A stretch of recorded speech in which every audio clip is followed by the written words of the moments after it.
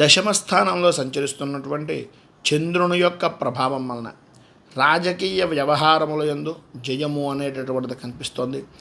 దీర్ఘకాలికమైనటువంటి రోగాలతో బాధపడుతున్నటువంటి వారికి ఆరోగ్యం నుంచి, ఇబ్బందికరమైనటువంటి పరిస్థితుల నుంచి కొంత ఉపశమనం అనేటటువంటిది కనిపిస్తోంది.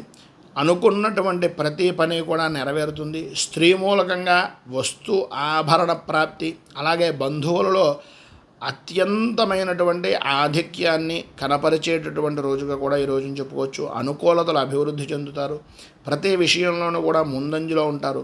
ప్రతి చిన్న విషయానికి కూడా మిమ్మల్నే అడిగేటటువంటి పరిస్థితిని మీరు కమాండింగ్గా తెచ్చుకునేటటువంటి పరిస్థితి ఉంటుంది. అలాగే ప్రధానంగా వృత్తిపరంగాను, ఉద్యోగపరంగాను అనుకూలతలు ఏర్పడడం, నష్టద్రవ్య ప్రాప్తి, చాలా విశేషమైనటువంటి విధంగా మీ యొక్క వ్యాపారాన్ని కానీ, మీ యొక్క వృత్తిని కానీ అభివృద్ధి చేసుకునేటటువంటి అవకాశాలు చాలా ఎక్కువగా కనిపిస్తున్నాయి. ఉద్యోగపరమైనటువంటి విషయం నిమిత్తంగా సర్వత్రా అనుకూలత, అభివృద్ధి అనేటటువంటిది కనిపిస్తోంది.